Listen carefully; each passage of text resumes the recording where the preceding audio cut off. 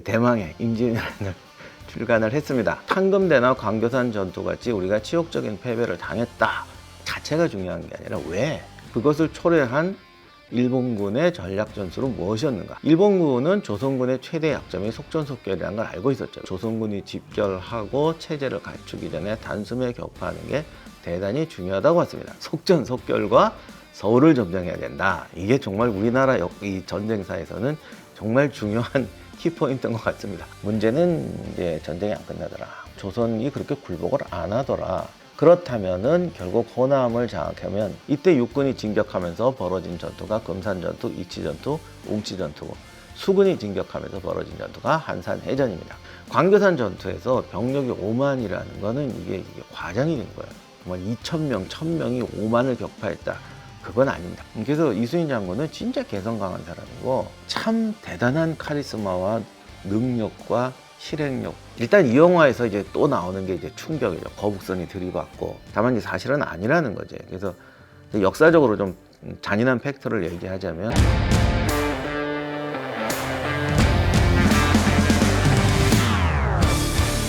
역사적으로 좀 잔인한 팩트를 얘기하자면 그 거북선의 용두가 충각용이라고 또 말씀하시는 분이 있어요. 제가 책에서 이 부분은 나중에 코너를 만들어 자세하게 정리를 했는데 이 충돌 작전이 조선 수군의 주 전술이었다고 생각하게 된 데는 세 가지 또는 네 가지 이유가 있습니다. 일단 사료에 당파라고 나오는데 이 당파라는 단어 자체가 왠지 들이받아서 깨부시는, 그러니까 단어 자체가 쳐서 깨부신다는 거거든요. 그러니까 누가 봐도 아 이게 충격 작전인가 보다라고 이제 생각이 들게 하는 거고, 그리고 당시 조정 관료들도 이제 그렇게 얘기한 사람이 있어요. 우리가 들이받으면 저쪽은 박살납니다. 이런 사료가 있긴 합니다. 그 다음에 우리나라 배들이 무거워요. 그러니까 목재가 무거운 목재를 쓰고 배 구조 자체가 목재를 끼워 맞춰요. 쇠못을 쓰지 않고. 근데 이제 일본 배들은 가벼운 삼나무를 쓰고 못으로 이렇게 끼워 맞추는 구조이기 때문에 부딪혔을 때 우리 배보다 훨씬 약합니다. 그러다 보니까 들이받아서 깼다라는 식의 이제 당대도 이제 그런 해석이 있습니다. 그런데 실제 해전에서 특히 목선끼리 부딪힐 때는 그렇게 충각을 할 때는 절대적인 조건이 뭐라면 항상 붙어서 백병전으로 끝내는 거예요. 근데 이 영화에도 잘 묘사가 됐지만은 백병전은 일본의 장기이기 때문에 백병전에 휘말리면 우리가 패배하고 불리하다라는 걸 영화에서도 잘 묘사를 했어요. 특히 마지막에 노량 같은 경우는 그 부분을 아주 묘사를 잘했는데 영화에서 일관되게 얘기를 이렇게 하면서 충격은 그냥 한 방에 날려버리는 것처럼 나오는데 목선길의 전투, 특히 충각이라는 건 부딪혀서 적을 한 번에 침몰시키는 것도 있지만 대부분은 같이 엉켜요. 그래서 실제로 충각 작전은 백병전에 자신 있는 군대들이 하는 겁니다. 그러니까 카르타고랑 로마가 붙었을 때 배 모는 건 카르타고 훨씬 잘해. 그런데 로마가 잘하는 거는 백병전이야. 그러니까 로마의 전술이 어떻게든지 충각이에요. 부딪혀서 껴서 올라타서 백병전으로 해결한다. 그러니까 조선배가 충격작전으로 나갔다면 일본군을 도와주는 게 되는 거죠.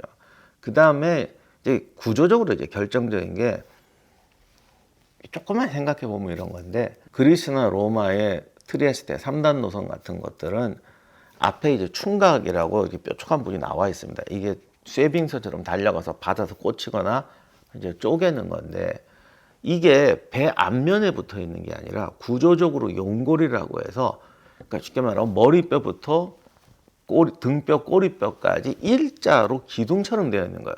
그러니까 집에 기둥이 있다면 이걸 옆으로 눕혀가지고 이게 배의 등뼈, 기둥이 되는 거고 여기다가 선체를 감아요. 그리고 선체를 감은 앞부분에 충각이 있어가지고 때려 박는 거죠. 그래야 배가 들이받았을 때 내 배가 박살나지 않고 상대방한테 배 전체가 꽂혀버리게 되는 겁니다. 그런데 용두라는 거는 앞에 달린 거예요. 자, 제가 지금 노트북이 있는데 이 앞에다가 이렇게 달았어요. 이 사자도 좋다. 지금 이게 북스탠드인데 이게 용두라고 칩시다. 그러면 얘를 가지고 여기를 때려 박으면 이것도 조심하자 깰라. 얘는 여기 벽에 접착돼 있단 말이에요. 그러니까 때려 박았을 때 양쪽의 무게 합에 의해서 이 접착 부분이 버티지 못하면 못 버티는 거예요. 그러니까 이걸 뭐 강철로 만들었던 쇠로 만들었던 이 용두가 아니라 사자머리가 이게 아무리 단단하다고 그래도 오히려 얘가 무거우면 무거울수록 결국 들이받았을 때의 지탱력은 이 판자와 이곳의 접착 부분의 힘으로 버티는 겁니다. 그럼 어떻게 되냐면 떨어져 나가죠. 이게 무거우면 무거울수록 이게 떨어져 나가고 떨어져 나면서 배 전면부가 완전히 파손돼 버리는 거예요. 그러니 상대방의 배를 들이받는 동시에 내 앞부분도 떨어져 나가는 거예요. 이 노트북도 보세요. 제가 이 노트북 앞에 그래 얘를 붙였어. 아예 이래 버릴까? 이거를 붙여가지고 때리 박으면 이게 떨어져 나가면서 얘까지 부셔버리겠지. 그런데 진짜 충격 작전을 하는 배의 구조는 좀 빌려주라. 좀 가는데 이 전체가 하나의 등뼈 같은 거여서 이렇게 관통되어서 설치되어 있다는 거야. 그러니까 이 배 전체의 힘으로 부딪히는 거야. 이게 지금 좀 가늘어 가지고 실감이 안 나실 수도 있는데 이게 등뼈처럼 이게 이 전체가 일체가 돼. 이런 거 괜찮다. 잠깐만. 제가 노트북에 부서질라. 노트북을 접었는데 이게 등뼈여 가지고 여기 좀 같이 붙어 있다고. 그래서 이런 식으로 얘가 지금 붙여 놓은 게 아니라 구조적으로 옆 위에다가 목재를, 그러니까 사실 이렇게 넣어야 돼. 이렇게 돼서 완전히 이게 등뼈처럼 전체를 감싸고 있는데 가서 들이받는다 그러면 이 뾰족한 앞부분은 사실은 이 전체로 들이받으면서 요 뾰족한 앞부분이 송건 역할을 해주는 거죠. 이렇게 돼야 충각이 충각 역할을 합니다. 그래서 조선 선박은 구조적으로 충각을 있도록 되어 있질 않고요. 전술적으로도 우리가 잘 알지만 영화에서 내내 강조하더구만 우리는 대포, 일본군은 백병전, 충격작전은 기본적으로 백병전을 위주로 하는 군대의 전술이다. 이렇게 하시면 되겠습니다. 물론 뭐 싸우다 보면 뭐 적의 배를 받아서 넘길 수도 있고 뭐 그런 게 있지는 했겠죠. 그러나 그것이 기본 메인 전술이 될 수는 없다는 겁니다. 그리고 지난번에 그 노량에서 리뷰할 때도 그 얘기했는데 일단 배들이 너무 빠르고 대포가 기본적으로 너무 멀어. 물론 대포를 쏘면 뭐 당시에 뭐 2km, 3km도 날아간다고 하죠.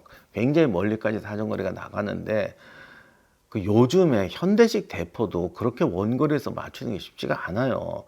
요즘은 막 컴퓨터로 조정한다고 해도 맞추기 힘든데 해상에서 누가 그 당시에 그 멀리서 쏩니까? 그러니까 실제로 당시 기록을 봐도 초근접해서 싸우는 거예요. 그러니까 영화에도 가끔 그 묘사가 나오는데 그 우리가 대포를 쏘고 저쪽에 백병전 한다고 해서 걔들은 무조건 달려붙고 우리는 원거리에서 하는 게 아니라 우리는 거리를 띄워놓고 바로 앞에다 붙여놓고 얘가 나를 붙잡지 못하게. 그거 괜찮겠다. 유도 선수하고 복싱 선수가 붙었을 때 유도 선수가 100m 밖에서 싸우는 거 아니잖아. 서로 마주보고 있는 상태에서 유도 선수는 잡으려고 하고 권투 선수는 안 잡히면서 하려는 요 정도의 싸움이에요. 그렇기 때문에 이 한 포가 마구마구 날아가서 부시는 거는 영화적인 적으로 재미로는 괜찮은데 근데 아무튼 뭐 많은 부분을 칭찬하고 싶어요. 뭐 그렇게 하면서 뭐 저기 배가 움직이고 막 이렇게 하는 전술적인 구조는 야 저거 내가 만들었어도 저 생각은 못했겠다 싶은 부분도 있고 그래서 참 훌륭한 부분이 많아서 영화로서 즐기는 데는 참 괜찮은데 사실은 이제 그렇다 정도만 말씀드리겠습니다. 근데 이거 진짜로 믿는 분들이 그렇게 많더라고. 그 다음에 하객진도 나오고 뭐도 나오는데 함대가 전부 판옥선이에요. 그러니까 거북선과 판옥선. 근데 사실 옛날 전투가 그렇지 않습니다. 근데 하객진도 그래서 이게 그렇게 하는 게 아닌데 아무튼 뭐 어린진, 첨짜진, 하객진 나오면서 구성 보여준 건 그것도 참 잘했어요. 여러 가지 잘했는데 다만 이제 당시 우리나라 함대 구성이 판옥선으로 쫙 가는 게 아니고 판옥선과 옆에 작은 배들이 붙어서 그러니까 왜 탱크가 혼자 가는 게 아니라 보병이 같이 가잖아요. 그래서 보병과 탱크가 팀이 돼서 싸우는 게 대체로 기갑 전술의 기본이거든요. 물론 탱크끼리 붙을 때도 있지만 근데 이 당시 해전은 큰 배와 작은 배가 이렇게 섞여서 하나의 팀을 이루어 싸웁니다. 근데 그것까지 영화에서 구현하기는 정말 쉽지 않았겠지만 이제 사실은 그렇다. 일본 배는 구조적으로 대포를 사용할 수가 없으니까 창의적인 아이디어를 발휘해가지고 배 위에 이제 대포를 배에 달아매가지고 막 이거로 이제 막 조선군의 비밀 무기처럼 사용하는 장면이 나오는데 그거는 정말 공부 많이 했더라. 근데 이제 그거 자체는 원래 있던 거예요. 우리나라 배는 딱 이 노트북처럼 얘가 오늘 왜 이렇게 배 역할을 하네. 딱 이런 삼각형 구조예요. 그러니까 이제 물에 떠서 측면에다 대포를 놓고 쏠 때 이렇게 밀리니까 우리나라 배는 측면에다 대포를 많이 장착할 수가 있는데 일본 배는 이제 요즘 배처럼 이렇게 끝이 뾰족하단 말이에요. 그러니까 물에 박혀 있는 형태예요. 그러니까 측면에서 대포를 쏘면은 이렇게 우리 배는 그냥 평평하니까 밀려나는데 얘들은 그 포의 반동 때문에 뒤집어지게 되죠. 그래서 대포를 안 쓴 게 아니라 대포를 배에다가 장착을 못 하는 거예요. 그래서 옛날에 불멸의 이순신인가 옛날 그 이순신 장군 영화 때도 항상 일본군은 대포가 없다. 그래서 우리 그 뭐 이런 얘기를 하는데 사실은 대포가 없는 게 아니고 있는데 측면에 장착을 못하고 대구경포를 특히 반동이 센 대구경포를 장착을 못하는 겁니다. 그래서 그 달아매서 앞에다가 한두 개를 달아매는 것 자체는 원래 하던 것이고 이제 포수도 작고 규경도 작은 거를 썼습니다. 다만 임진왜란 중에도 일본군이 자기네 배에다가 우리처럼 측면에다가 대구경 화포를 장착하면 어떡하지 하는 걱정은 그 당시에도 있었어요. 선조도 그것 때문에 고민하고 그런 문제가 있는데 문제는 일본군이 그걸 알아도 그렇게 되면 해전술을 다 바꿔야 되는데 그러려면 이제 돌아가서 한 10년, 20년 다시 훈련해서 와야 되죠. 배도 다시 만들고. 그러니까 이제 전쟁에서는 항상 문제가 내가 이렇게 생각이 나도 어떻게 할 수가 없는 게 하던 대로 해야지. 그런 게 굉장히 많습니다. 근데 전쟁에서는 내가 새로운 아이디어가 떠올라도 뭐 당장 훈련하고 장비 바꾸고 할 수가 없는 거예요. 그래서 알아도 하던 대로 할 수밖에 없는 상황이 있는데 이제 그런 점을 좀 강조했다면 더 좋았을 텐데 아닌가? 아무튼 화포 달아매는 거를 마치 신무기처럼 그리고 대포가 이만한데 그거 아니고 한 요만한 거 달았었어요. 그래도 그거는 아이디어 참 좋았던 것 같아요. 긴장감도 주고 거북선이 무적인 듯 하면서 무적 아니고 다양하게 쓴 아이디어도 참 좋았던 것 같습니다. 그래서 영화의 긴장감을 주는 데는 정말 좋았다 싶어요. 제가 이제 결국 3부작을 다 봤는데 이 3부작의 종합평을 해보자면 전체적인 균형, 사실과 역사, 그리고 어떤 사실에 기반한 창작의 어떤 전체적인 스토리 구조는 명랑이 제일 훌륭했던 것 같습니다. 그리고 사람들에게 임팩트 있게 명랑해전에서 저 많은 함대를 우리가 어떻게 이길 수 있었냐라는 부분도 괜찮았던 것 같아요. 근데 난 지금도 의심스러운 게 그 명랑해전에 날 충격받았는데 그 영화 보고 내가 그 얘기를 아무한테도 안 했었거든요. 사석에서 좀 하긴 했는데 명랑해전에서 어떻게 그 조선 함대가 저 많은 배를 이길 수 있었느냐라는 얘기를 그게 좀 구체적으로 이러이러하게 한 거는 논문으로는 안 썼어요. 책 쓴다고 하다가 이제 좀 이렇게 늦어져 갖고. 다만 옛날에 삼별초에 난 할 때 그때도 똑같이 명랑자리에서 해전이 벌어지니까 그때의 얘기를 비스무리하게 조금 했는데 아무튼 그거를 보고 집어 넣으셨는지는 아니면 뭐 작가분들이 창의로 넣었는지는 모르겠는데 그게 내가 책 나오기 전에 영화에서 그렇게 나오니까 그건 좀 쇼크더라고. 근데 아무튼 그 명랑해전의 사실과 진실도 이제 이 책에 써놓긴 했으니까 영화는 영화대로 충분히 즐기시고 아무튼 명랑이 그런 점에서는 참 균형 잡히고 사람들에게 쇼크도 주고 내 기준인지 모르겠지만 하여간 뭐 그런 건 잘 된 것 같아요. 한사는 스케일이 큰 게 장점이다 단점인 것 같아요. 그러니까 이치전투, 웅치전투 나오고 뭐 이 한산해전 자체가 단순히 함대와 한대가 붙은 것이 아니라 임진왜란 전체의 운명을 결정하는 제2라운드 전략 싸움이었고 이것이 잘됨으로 임진왜란 전체 이제 완전히 이제 일본 입장이 뒤틀리게 된다. 이런 걸 보여주는 거는 훌륭했는데 그 부분이 좀 약간 산만하게 된 것 같아요. 그래가지고 거기다 이수인 장군마저 약간 좀 이렇게 너무 분위기만 잡으시니까 이게 집중이 좀 안 되더라고. 노량은 제가 머니올라에서 얘기할 때는 좀 비판적으로 했었는데 지금 생각해 보면은 꽤 잘 조였던 것 같아요. 긴장감 있게. 야간이고 해상 전투에서 양측의 어떤 전략 대결 그리고 전술의 창의적인 접근. 근데 너무 스포가 될 것 같으니까 제가 구체적인 얘기는 안 하겠습니다. 아무튼 정말 전술적으로 이제 조선군을 위기로 몰아넣는 이런 거. 거기다가 이제 조선군하고 왜군과 명군의 삼각구도 내가 이번에 느낀 건데 역시 연애하고 전쟁은 삼각관계가 최고야. 초한제하고 삼국지를 비교하면 초한제가 삼국지를 죽어도 못 따라가는 게 이게 삼각구도하고 맞대결은 이게 스토리 자체가 주는 이게 정말 구성이 달라요. 명랑 같은 경우는 전력상으로는 10대1 싸움이지만 이게 1대1 전술적으로는 1대1 맞대결 구도거든요. 노량은 딱 삼각구도로 거기다가 전술적 아이디어도 훨씬 훌륭했어요. 이렇게 치고 쟤는 이렇게 쳐서 함정에 몰아넣는다. 도저히 방법이 안 나오는 거야. 야, 저렇게 싸우면 어떻게 이기지? 그거는 정말 쪼이게 잘 만들었어요. 그러니까 이기고 있어도 계속 불안한 거야.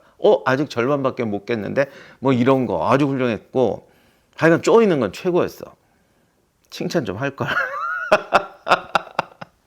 거기다가 세 편이 항상 외장을 폄하하지 않고 띄워주면서 이제 맞상대를 시켰는데 그동안 나왔던 모든 외장 중에서 노량의 백윤식 씨가 연기한 외장 심하즈가 최고로 카리스마 있었고 제일 세 보였고 실제로 임진왜란 참전했던 외장 중에서 심하즈가 가장 전설적인 활약을 하죠. 그 뒤로도 봐도 그래서 진짜 카리스마 차고 넘쳐서 내가 봐도 쟤 어떻게 이기려고 하는 거지? 라는 생각이 저절로 들더라고요.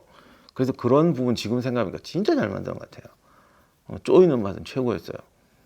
근데 이제 치명적인 단점이 너무 전술적 구성을 잘하고 외장들을 잘 키워놓으니까 내가 보면서도 내내 궁금한 게 저거 어떻게 해결하려고 그러는 거지? 완벽한 함정에 몰아넣었어. 그럼 그 다음은 이게 문제야. 어떻게 뚫고 나오냐.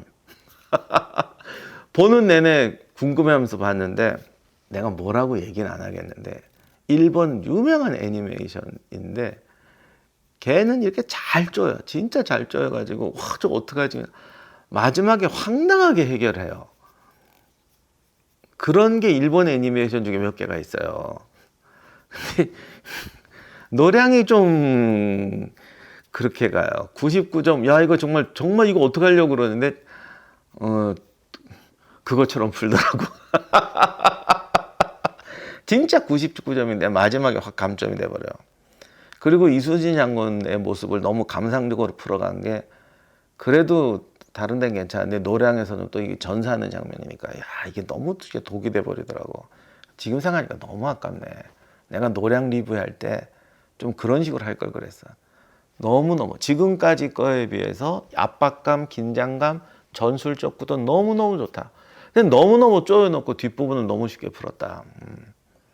아무튼 이 세 편의 모든 영화에서 조선 그 역사적 사실이라고 봤을 때는 이 조선 배 거북선의 역할 이런 것들이 좀 사실하고 안 맞긴 한다. 특히 속도, 사거리, 전선의 배의 모습 이런 거는 또 영화적 편성이 많이 들어갔다. 그러나 그것이 영화적 재미를 망치진 않는다. 따라서 영화로는 충분히 즐기시되 특히 충격 작전이라든가 이런 거는 역사적 사실은 아니니까 그것만은 이제 우리가 좀 더 역사적 사실로 봐줬으면 좋겠고 조선수군이 참 고난도 받고 이런 것도 잘 나오긴 하지만 실제로 임진왜란을 겪는 데선 장군들도 그렇고 병사들, 백성들 우리가 생각하는 이상으로 그 왜군에게 뭐 학살을 당한다거나 약탈을 당한다거나 피난 생활을 한다거나 그런 거를 떠나서 전쟁이 주는 어떤 처참함 속에서 수많은 고난을 겪었다. 그리고 더 중요한 건 그런 고난 속에서도